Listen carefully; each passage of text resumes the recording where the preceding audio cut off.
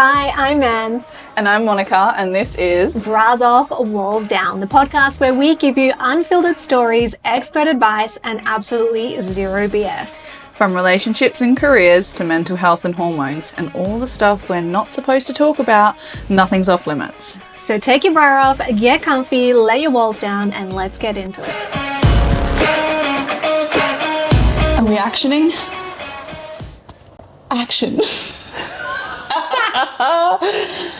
Welcome to episode 5. Yeah. We're on episode 5. How the hell did we get here? God knows. Yeah. We did it. How have you been? How's your week? Oh, a little bit rough, but we're getting there. We're optimistic. Yeah. Yeah, I think I've been just going through waves of change right now. There's lots happening. There's lots of change going on, and things are a little bit chaotic, but in all the best ways. So sometimes I just take a little while to adjust. Yeah. I think it just takes me a minute, a couple of little breakdowns, and then I'm willing to just accept the path I'm on. Yeah. I haven't been training much. I think that would affect you, man. Yeah. Your mindset. Training as well. for me is 100% mental, so I haven't been training for 3 weeks. Wow. Yeah.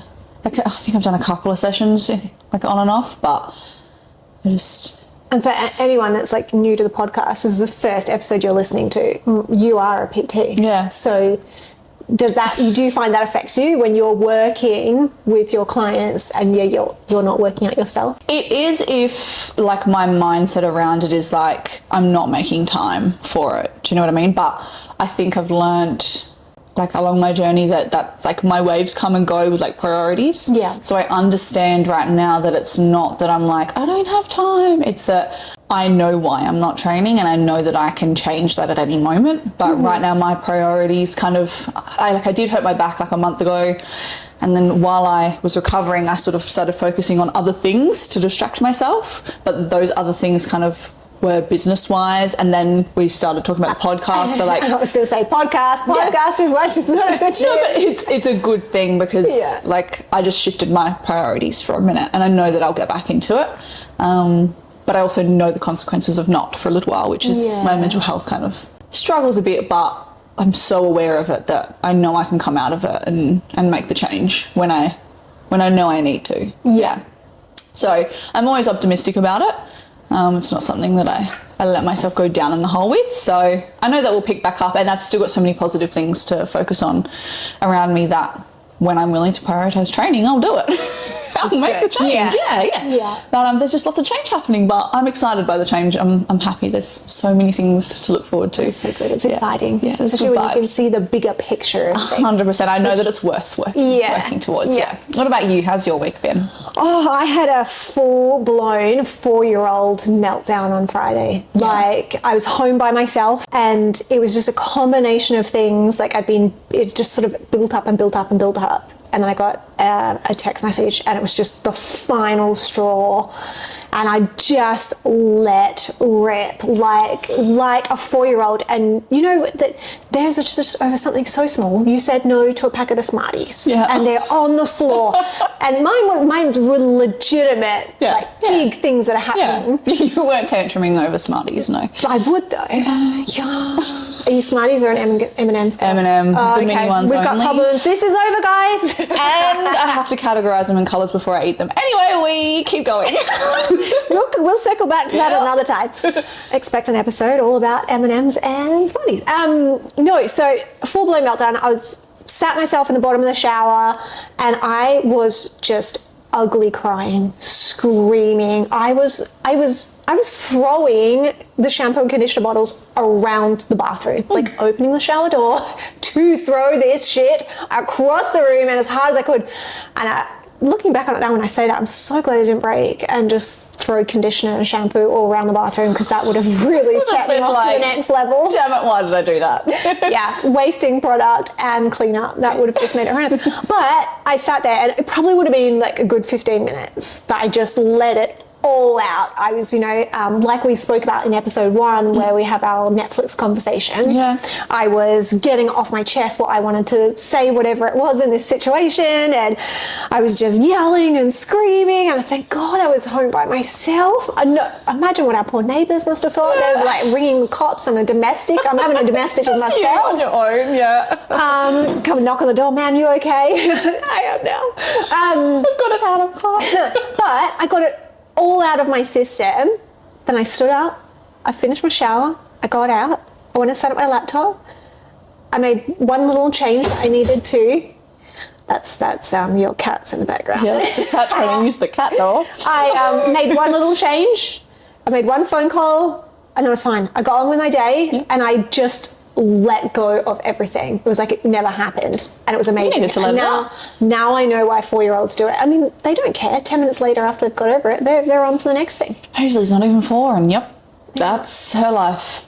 Yeah. You did send me a voice note on Friday, and you said that you'd had that moment. Yeah. And I checked in, and I was like, in the afternoon, I was like, "Hey, going now?" And you're like, "You know what? I've had a good day." Yeah. You're like, I needed to let it out, and then I had a good day, and you were productive. You got things done, so just need to let it out. I recommend it, guys. Yeah, I kind of did that last night. I had my meltdown and got it out, and then Dylan reminded me that every time I'm about to get my period, I say that I'm dying. So he put me back into reality and made me realise that's probably what's going on right now. Oh, God. All right. Well, yeah. Well, there we go. That's our weeks. We both have meltdowns. Yeah, it seems like we needed to let it out. Things are compiling, and we've just let it out, and now we're back on track. We stay optimistic. We know how to bring ourselves out of it. I think that's the biggest thing. Track. Yeah. Especially if you know that you can take those action steps. Yeah, exactly. Yeah, you know what you need to do. Yeah, you're aware of it. That's good. But yeah. Well, before we get into today's main conversation, there's a question I want to ask you. Okay. What was your first job? My first job? Your first job. Oh. Your very first job. An easy one, right? Compared to our normal questions. Yeah. My first job was because I wasn't going to school. Instead of going to school, where my mum worked, she works at a pre-kindergarten. They were all very close. She'd been there for a while. The ladies there would say to my mum if she's not going to go to school and she's going to do the wrong thing. I was about 12, so obviously it was illegal. They were like, she can come in and she can be like a teacher's aide and like bond with the kids and be of use, because I wasn't being of use when I wasn't at school. I wasn't. This is something new I'm learning about Monica. Yeah, I wasn't a very good kid. So that was something that mum did to kind of keep me on track. Yeah. And then that eventually led into me working weekends, and I would host kids' parties on Saturday and Sunday at this place, and I would get paid cash to do it. They always had someone older there, obviously, someone of age to work with me as well, but I would run the cafe, make coffees for all the mums. It terrified me. It was humbling, for sure. And then I told kids off for being on the playground without socks. Yeah, and that was my first job at 12 years old, and kind of there you go. Kept me there, sane. Yeah, yeah. kept you busy. Yeah. And at that age, you need to be busy. 100% I needed to be busy. We're learning a few things, aren't we? Yeah. What was your first job? I was a fairy. You were a fairy? Probably not surprising for those that know me. I was a professional fairy. So for anyone that's in Perth, there's a place called Pioneer Village in Armadale. Yeah. There's a fairy shop there, Fairies Forever. And I was, like one of the original fairies there. I would have been like 15, 16. I did it for a few years. Yeah. Like, love the owner of the shop there, Sandra. If you ever want a good fairy party, definitely go there. But I might have to do that for Hazley, did fairy parties for years. Was it like a weekend thing after school, or? No, because I left school early too. Yeah. And I think that's something else we should go down for 100%. Since we both did it. But I was doing professional ballet, and then once I had a breakdown and gave that up, I needed something to do. Yeah. And so I was. When did you leave school? I was in year 10. So okay. Did you finish year 10 or before? No. Yeah. Okay. I was the same. And I would just leave school and go to ballet. I mean, that's not a bad thing. No, and that's what I was working towards at the time. Yeah, so I think that's why I got away with it. But I did get in trouble with the education department, and my mum did get called into the school. I'm surprised. I failed year 9. Just scraped through year 10. Like, I wasn't there. Like, I didn't have any attendance. I failed again. But somehow, Mum didn't get in trouble. But, yeah, we had our distractions. We had our things that kept us in line. Exactly. That's important, yeah. Oh, really interesting. Learn something new. Yeah. I like that. It's been a lot of firsts. Yeah. Oh, speaking of firsts, Yes. The main conversation we're going to have today is living with a partner and the weird things that people don't tell you about. Yeah, no one warns you about these things. No one does. It's just something that happens, isn't it? I don't think you do think about warning people about these sorts of things. Yeah. It's just because it's a natural progression for a relationship. For most relationships. Anyway, I know perfectly amazing couples that don't live together. Yeah. But for the majority of partners, you do end up moving in together. Yeah, something that just happens. I think it's quite expected of a lot of people, of course, as well. So. And you generally love that person. You want to spend more time with them. Less time traveling, especially if you're on two different ends of the city and things like that. So it just sort of makes a lot of sense. But no one goes, like, maybe friends. But I don't think it's a conversation I've ever had in my life, to be honest. No. Ever. No. Until we... And even from someone that says everything, I have a conversation about everything. I don't think I've actually talked about it, no. So we're going to go through a couple of things that we wish someone had told us. Oh, hello. We've got Obi joining us. Everyone, this is Obi. Obi, this is everyone. If you hear any banging, that is him trying to escape the house. Houdini. But yeah, we're going to go through a couple of things that we've noticed that we don't talk about, or like we wish someone had warned us about. Yeah, or if it just the strange things that you have to that change, or you have to come to terms with, and things like that. I think a big one as well is the things that when you're first in a relationship you worry about, you think about, that are weird, that then become normal. Yes. That's going to be... Like the things you do or the things they do? Both. Like the things you start accepting and not thinking about and not worrying about that are just normal. I think that's going to be a big one, especially with a few that I came up with, Okay, what's your first? The listening to each other go to the bathroom. Yeah. Like, because most houses have en-suites or the bathroom is quite close to the bedroom. Yeah. I know that, like, I'm like this, I don't know about anyone else. When you first meet someone, you're like, oh, they can't hear me wee. Like, what if I do a little toot when I'm in the toilet? Yeah. Like, they definitely can't hear me poop. No, like, definitely. Oh my God. To this day, I still fold, I take some toilet paper off. I make a whole ass bed. I never called it a bed. That's a little, just... Yeah, exactly. It's got something to catch. And I remember when I first moved in with my partner, we had to have that conversation where I said, do you make a bed? And he was like, do you make a bed? And I was like, I make a bed. And he's like, I make a bed. And I was like, good, we're fine then. Oh, my. As long as we make a bed, it's okay. It's okay. But sometimes you hear noises and you just... Sometimes I become conscious of it. Like, I'll be laying in bed, we're getting ready for bed, we're like doing a little doom scroll hour, or we're watching maths on my laptop, and like my partner will get up and go to the toilet, and like he closes the door, but like I remember when you like first meeting him, I was like, oh my God, I can hear him pee. Oh my God, he can hear me wee. Like, it's weird. I was never worried about the weeing. It was always the number twos I was worried about. Because as girls, we're not meant to do number twos. And we're not meant to do anything wait till we get into those conversations. I have no shame. But also then having a conversation. So once you move past that stage, it then no kitty. Once you move through that stage, it then becomes a conversation. Yeah. And I don't know if Hayden, I don't know if he had my partner's name is for Hayden, for anyone that doesn't know or hasn't heard on here, but I will quite often sit on the other end of the other side of the door and I will talk to him because I'm a talker in our relationship. Yeah, same. He's probably not even listening to me. I know he's doom scrolling on his phone, but I will sit there and have a conversation with him. Yeah. And he does, my child, we've just open door policy. Yeah. Like, he'll just open the door and chat to me. Yeah. I love that. Ainsley does the same thing. I hear the door handle like and then it busts open. She's like, Mummy, I'm okay. But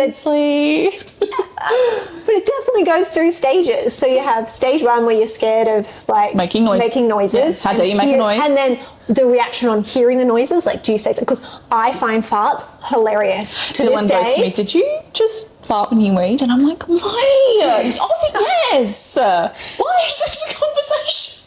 I will end up in hysterics. Farts are hilarious. I am still a 4-year-old when it comes to that. I will nearly wet myself. So like, if you hear someone make noise in the bathroom, are you allowed, there's that stage before you can't comment on it because you don't want to embarrass them. Yeah.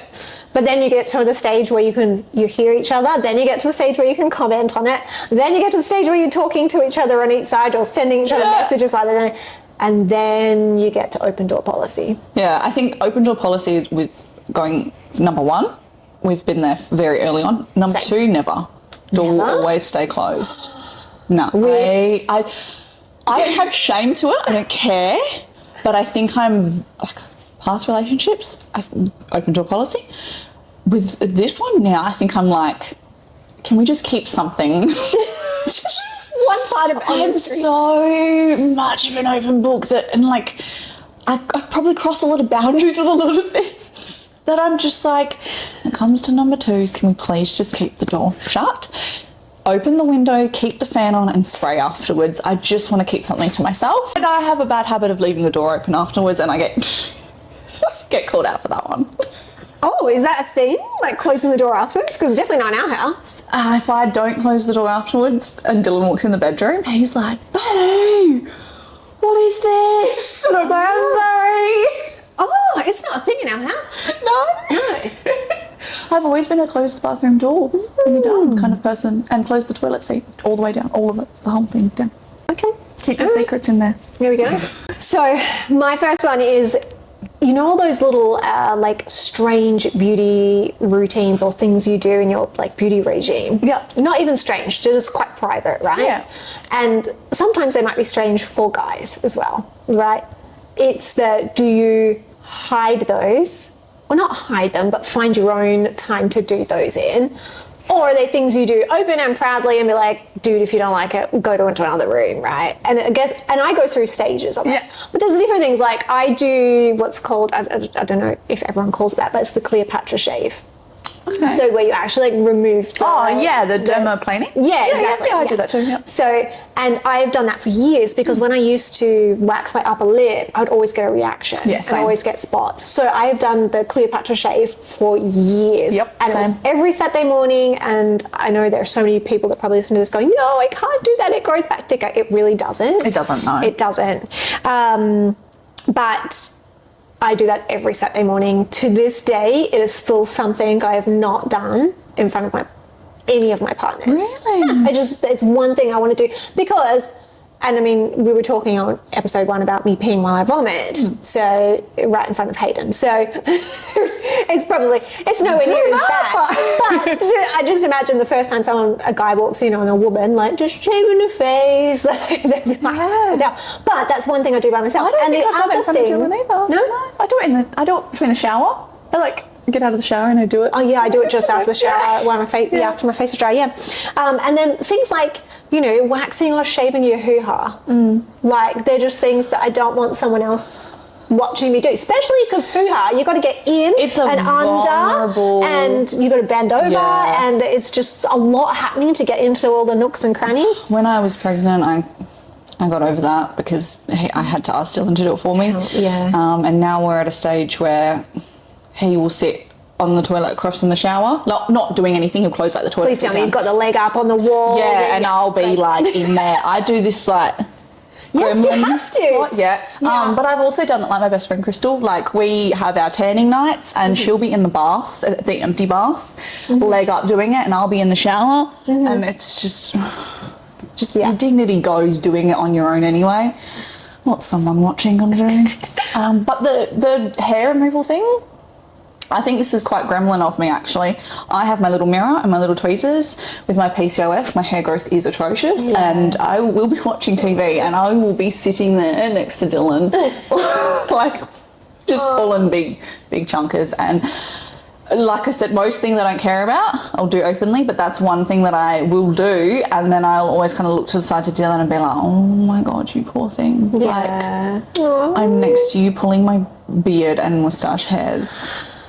There's like, I've got like one nipple hair, and since I had my second surgery, that like a lot of them and just like stopped. It's great because obviously like they cut around your nipples. Yeah. So it stopped a lot of them, but I still have one that grows. But before, it was a full-time fucking job. Yeah. Every 3 days, I was like, where the fuck did you guys come from? But that is still to this day, again, one thing that I don't let Hayden watch me do. And it's not that I'm embarrassed about it or anything like that. You keep some things to yourself. Yeah. Like me closing the door when you poop. You just keep some things to yourself. Yeah, which I agree on. I like that, yeah. So, I have another one that I talked to you briefly about today. It's something I've always thought about, and you've got a different opinion, which I love, is we grow up our whole lives with our own fucking bedrooms. And then we move in with a partner and we're expected to share bedrooms. And a bed. And a bed. Yeah. And I'm a starfish when I sleep. Like Dylan cops the leg, the hands, everything, because I sleep like this or on my tummy like this. And the designing of the bedroom, the colours, like everything you gotta do with your. I just want my own space. Yeah, because my bedroom would be pink if I could have my own. Mine I don't want perfect. my own, Mine was purple. So I lived in like the back garage at my parents' house. Like it was a massive like 4-car shed, and I turned it into like a granny flat. I paid for my dad to do it. And I painted the walls every shade of purple because I love that colour, and it was purple and black and leather and dark, and it was my vibe. I loved it. It was like my little haven. You know, when you're a teenager and you make your room your own, you get creative and it's just your space. Then I became an adult, and now it's beige and white and cream. Like, we could add colour to it easily. But like, why don't we have separate rooms? And if you do, why is it seen as a bad thing, like sleeping in separate beds? I said to Dylan, if we got a house that was bigger, which is what we're working towards, can we have separate rooms and we go have sleepovers at each other's houses? And is he? He was like, I don't see why not. He's like, I like sleeping with you at night, so like I probably wouldn't like it. We would have a sleepover every night. He's like, I can't sleep without you, but like, why not? See, and when we were chatting about this earlier, this is, you know, for me, my view on it is Hayden works a lot of hours. Yeah. He's in the car industry and he's quite often home really late, and then there's something he wants to get done, and then sometimes our only time together is bedtime. Yeah. Like that might be, you know, and sometimes people are quite horrified. We have a giant TV in our bedroom. Like it takes up like most of the wall. And some people don't even like a TV in the room. So to see like a giant TV, some people are like mortified. But for us, and I look forward, sometimes you know, I'm already up in the morning and I'm already looking forward to that hour we're going to spend together in bed, watching How I Met Your Mother. And we might not be talking, we're just like chilling, lying next to each other. I'm usually annoying him, trying to touch him. He's usually shooing me away. Not in a bad way, I'm just a lot. Yeah. Especially because I get the zoomies at that time of night. And that's my favourite time of the night. Yeah. And if I didn't sleep next to him, I'd feel like I'd never see him. Yeah, no, that's fair enough. And that's what works for you. So if you guys have the space, you'll be in your own rooms? Like, I think when we dived into the conversation a little bit more, we agreed that like we'd have a bedroom, but we'd have our own bedrooms at the same time. Like we would have a room that's ours. So you guys need 3 rooms. Yeah. Like so we'd have our bedroom that we sleep in, but then we'd have a room each that we can turn into whatever we want. Yeah. So instead of like a man cave and an office or something, like we would just have rooms that were just our creative spaces, because we are both quite creative, but then being parents of a young child as well, we lose that being bored and being creative. So it would be nice to just have our own space that isn't like a man cave or whatever. Like we're both not kind of like that. We both still like to do things together. So maybe not our own sleeping quarters. Sounded very official there too as well. Sleeping quarters. But we would probably have our own space. Yeah. Like our own rooms. Yeah. So yeah, we did a lot of bedrooms. You're gonna need a big house. Oh, we're working towards it. One thing for me is the negotiating temperature in the house. Okay. Yeah. Because I run cold, and I'm being targeted as well. My Facebook and Instagram and Shein and everything there's this one ad that goes around for this jumper that says I'm always cold. Yeah. I'm being targeted. I know I am. Yeah.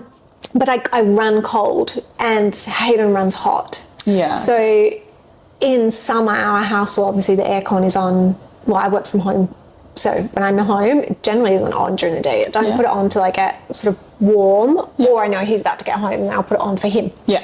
But he'll have it on and at full blast. So in summer, I'm still wearing my winter clothes. Yeah, same. I've got my I've got a pillow on me to keep me warm right now. Yeah, your house is freezing. I've, always got track pants, a jumper on, sleeping in more winter style clothes in summer, even though that's when you want to be just like nutty on your knickers or cute nighties or stuff like that. That's how I live. I live in my undies with a baggy tee and that big ass blanket right next to us, that thing on me. Yeah. Because then, it's cool, but I'm nice and warm. Yeah. Yeah. I think they always talk about it. Every relationship has someone that runs hot, someone that runs cool. It's usually the girl that runs cool and the guy that runs warm. And yeah, I'm exactly the same. But we keep our aircon on most of the summer because the more you turn it on and off, the more it has to work to cool the house down. So we just kind of leave it on 24 all the time unless it gets nice and cool and we can open all the windows. But it means that the house is cold, sorry. It's cold, yeah. No, you're right. This is for our relationship. I will forgive you one day, maybe. You literally brought spare pants today. I did. I was in shorts. You were like, I brought my pants for your house. Put your pants on in the living room. And I was like, okay, this is a thing. And then what did save me 100% is... not last year, the year before, Hayden and I went for our anniversary down to Margaret River, and he booked the cutest Airbnb, and in it was a fireplace. Yep. And we spent nearly the whole weekend around this fireplace. And being both undiagnosed ADHD, was self-diagnosed, runs in the family, but when we're the worst couple, because once one of us gets an idea, the other one gets really excited, and everything happens really quickly. Like the amount of projects we've done, which is in the last couple of years, is just huge. And so we of course got back, and he was like, wouldn't a fireplace look good? And I was like, oh my god, yes. And then within a week he'd bought a fireplace, we'd gone out and bought bricks, I'd stripped the living room, and we'd still... This fire has saved my winters. Yeah, like, I saw it and it's really cute. I like the fireplace. I always grew up with a fireplace and I've not had one since the house I grew up in. Yeah. I love them. So in winter, you'll find me in your house. We'll be podcasting at my house in winter. On the floor, even better. Yes. Okay, nice big thick rug.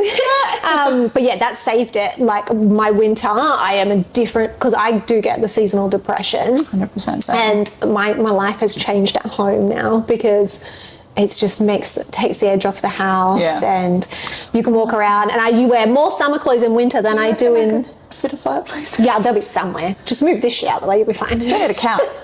I don't need a couch. I've got a perfectly good floor. We've got a good rug. We're going to under the muscle mat. Move the couch. Put a fireplace like in the middle. Yeah. Yeah, I like that. Next project. But yeah, navigating the temperature is a big one, and I feel like it's one of those initial battles, and then you just get used to it. Everyone falls into their groove. I feel like on a deeper but also a lighter note, that's like our relationship is just, you start off with a lot of battles, and they don't need to be battles. You just need to communicate things. Yeah. And they can be so minor and small. Like the temperature thing, it's really not the end of the world, but it's a conversation you have. Winging the door open or closed, they're just little conversations that you can have. That, I don't know, it's a part of the process of learning and growing and learning about each other. I always think you've got to pick your battles too. I am such a huge pick your battles kind of person. There are things in the house that have to be I like them a certain way, and thankfully in the partnership I am now, we're both passionate about different things. Yeah. So when no one steps on any of them, each other's toes, it just flows nicely, which is good. But temperature is one of those things that people can get about. I think a lot of things people can get a bit about the pick your battles. The amount of times in a day that I will say to someone, that is a battle that I am not fighting today. Yeah. And it's not something I'm willing to address. Choose your battles. With children, with partners, with anything. I'm pick your battles, and then communicate. Do you have any other ones? Anything you wish someone had warned you about, or anything you've realised while after moving in with someone? I think this has just come up from what you just said, being in the relationship that I'm in now. The one thing that I wasn't prepared for was to actually live with somebody that is willing to compromise, communicate, and understand the way I like to live, and then I've been open to the way he likes to live. I'm diagnosed OCD, so those sort of things that I do struggle with can be hard. Yeah. And I'm very self-aware. I've gone to therapy for a long time for it, to make sure that it's not something that's going to negatively impact the people around me. But living with someone that understands that to a level where I can just do what I need to do, and if I need to do my manic clean, or if I need to do something in a certain order, before I can do something else. Like with cleaning, I have like a very step-by-step process, room by room, specific things, and it's a lot. You can do my house. I can only do it in my own. Damn it. So I love cleaning other people's houses. I've cleaned other friends' houses before, like deep cleaned other friends' houses, and it is fun. We're filming at my house next week. Yeah. I will do it for genuine fun. But like it can be seen as a nuisance to some people, especially when you're living quite closely with them. I've stopped myself a lot from being that kind of person that's like, oh, you're not doing it right, or you're not doing it my way, or I do it better. Like, I'm not like that at all. If you're going to do the dishes, like fold the clothes, make the bed, if you're going to do all of that, do it your way. Like, you're doing it. Thank you. I like the pressure taken off of me. And if I need to go back and do it quietly in a different way, I'll do that. It's fine. But I'm able now to do that because I'm with someone who just understands. And if I'm like, right, we're doing a deep clean Sunday, let's go. He's like, cool, where are we starting? Where are we starting? And I'm like, oh, look, all right, we'll start in the bathroom. And he'll like, not ask step by step, what do I need to do? But he's like, all right, how do you want to do this today? And I'm like, oh, like this and this and this. And he's like, boof, go. And he'll go in and do it because he knows it makes me feel comfortable. And I think making your partner feel comfortable is so important. Yeah. And it feels like it takes the burden off what I can be like sometimes, because it does feel like a bit of a burden. But that's something that no one's prepared me for in a relationship. I've always felt like the crazy one that just... I like things my way. And partners have always been like, oh, for fuck's sake, like, you're so annoying, you're so clean, you're so this. Like, it's always seen as a negative. It's always finding that. And I think this circles back around to what we were saying before as well. It's about finding that right partner. And this is a completely different topic. But as I was saying, suspect both of us have ADHD, and we both suspect it of each other. And it runs in both of our families. But I've never felt so understood because he thinks the same way I do. Yeah. And I've never been more myself. And that makes a huge difference when you're living with someone. If you're with someone that actually understands you, or at least even if they don't understand, they accept. Or they try to understand. Yeah. Dylan's like, because me and Dylan are polar opposites in a lot of ways. So seeing someone being able to like try and understand, it makes a difference, doesn't it? Like, it's crazy what it does. So girls, don't settle is what we're saying.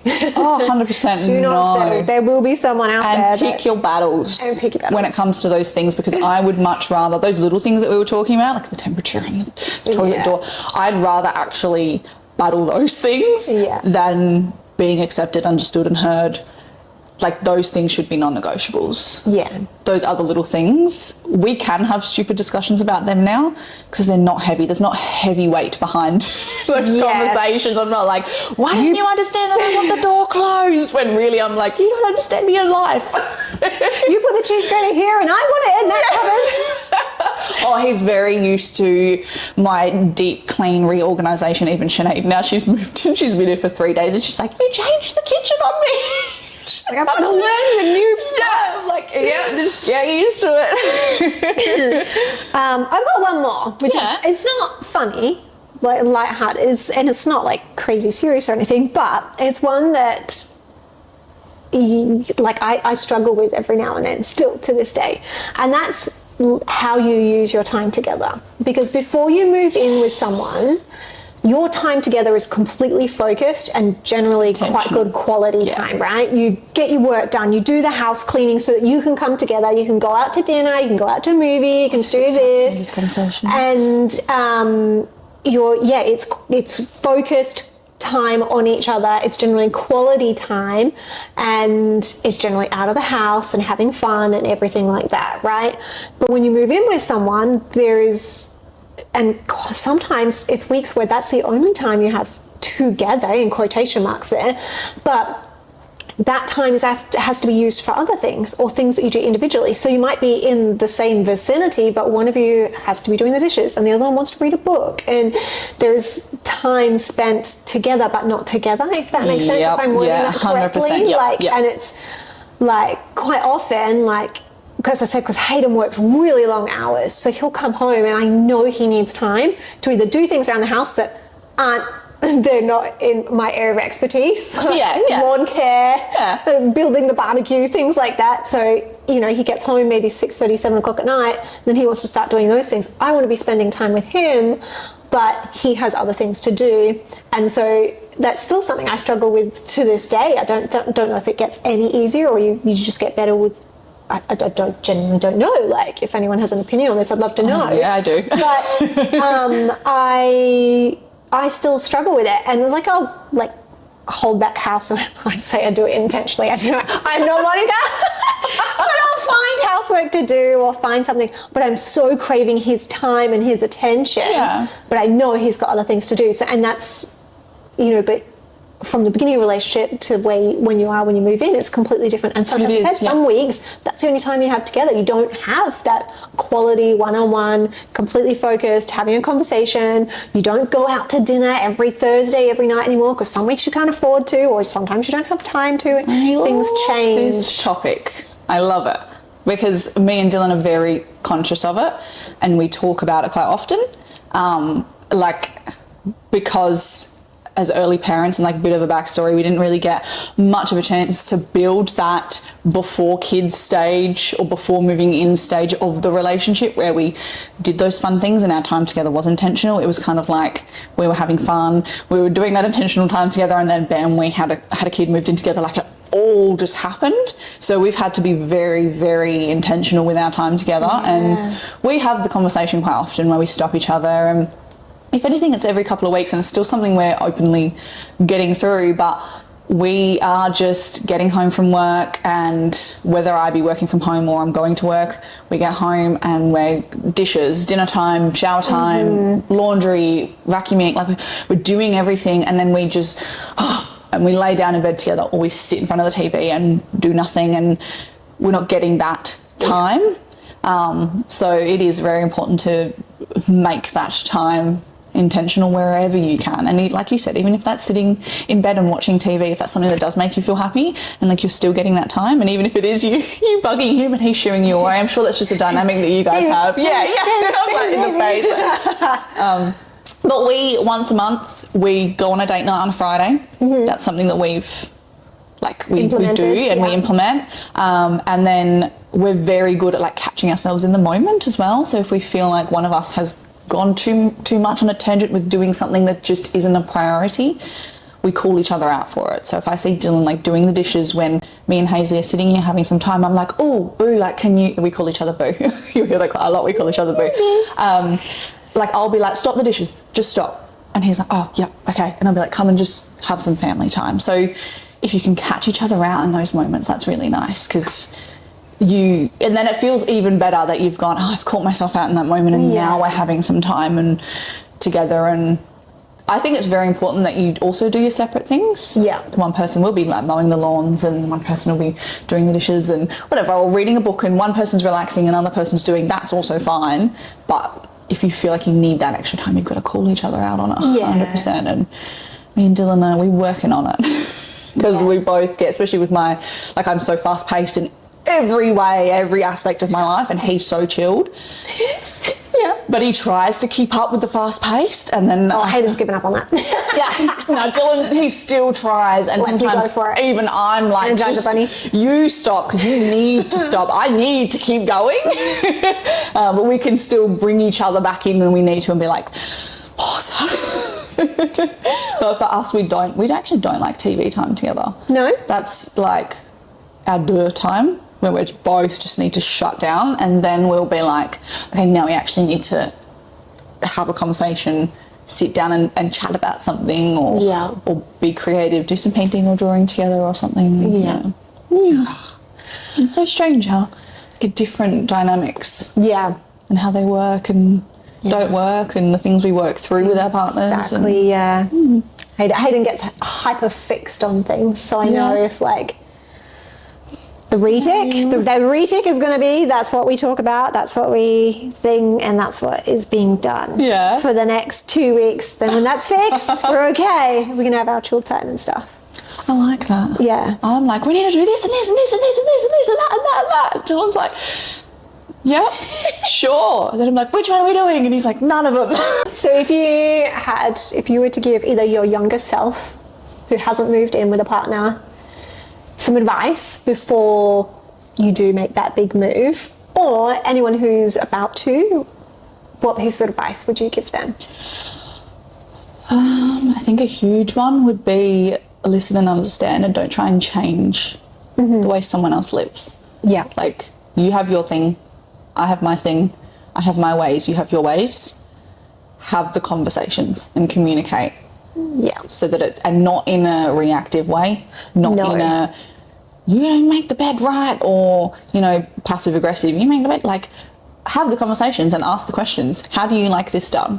And also expect that from your partner, because I think that just saves a lot of just silly things that can happen and things that you can clash on. Because when you do first move in with a partner, it's, you go through your honeymoon and I'm living with them, and then it just like hits you like a ton of bricks and you're like, what the fuck am I doing? Why? I'm living with this person? They're annoying the shit out of me. But if you can have those conversations, and I think I wish I understood that, because I've moved out in the past with partners. Like, I built a house with someone, and that was just straight away like chaos. Like, it was horrible. So I think, if my younger self could have some advice, or if I could give other young people advice, it would be just have those conversations. Be accepting as well. I do things my way, you do things your way. Let's just agree to disagree sometimes. Pick your battles. Pick your battles. Pick your battles. What about you? I think mine is dive in head first, be yourself from day one. Love that. If you scare them off because they're like, I've just sat on the couch watching her pick her nose and her chin hair's out. Oh my God! I just sat there and she's left the door open while she shits. Fine. Scare them off.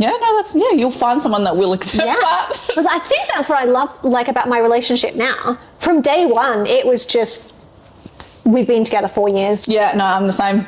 Day one, it was just done. And Dylan just still looks at me with love in his eyes that it's just, I'm just like, how? I would be there with my little mirror, like, and I look over and Dylan's just like, looking at me, and I'm like, what are you looking at? And he's like, you. And I'm like, what the fuck? I'm picking my beard hair. I think that would be my piece of advice. Dive in head first, be yourself from day one, don't hold back. Like, if you want to be a certain way, be a certain way. Like, you're only delaying things if you put that off, because eventually you can't live the way you think someone wants you to live or act or be for an extended period of time. You'll get to a point where it'll become exhausting, it'll cause tension and resentment, and then you'll start being yourself. Before you even move in. Before you even move in with each other. Like you said, just go into the relationship. You can still have honeymoon moments. I'm not saying don't, like... Me and Dylan do. We still do. We still have moments where we're flirting with each other. Like idiots. Like, we still go through our little phases. Same. I love nothing more than going out for a little, like, drinky night with Hayden. We don't do that very often. I don't know, things that we've still got baby, like... I don't know. I still get a lot of anxiety leaving her for that reason. And that's another conversation. But we'd love to do that. We'd love to know what things you've found since moving in with a partner. Like, if there's something that you're like, oh my God, this, like, let us know. Let's share it with everyone else, because these are things that can help other people. And the point of a lot of these conversations that we're going to be having with each other is to open doors for conversations with other people as well. Like, we're having the conversation, but I love hearing other opinions, other stories. I love hearing other perspectives. You don't have to agree. Do you guys pee with the door open? Are you looking for separate bedrooms? Let us know. I love that. But it's been awesome again. It has been. We will see you next week when we have another guest on. We have another community member, someone we know, someone we love. Not next week, still this week. Still this week. Still this week. I know where I'm doing, where I'm at. But have a good week and enjoy living with your partner, or don't, that's fine. We'll see you next time. See you next time. Bye. If you loved this episode, don't forget to hit follow or subscribe so you never miss a chat. And we love seeing where you're listening. Tag us in your stories at Bras Off Walls Down and let us know your favourite takeaway. Got a question or a topic you want us to cover? Slide into our DMs. We love hearing from you. See you next time.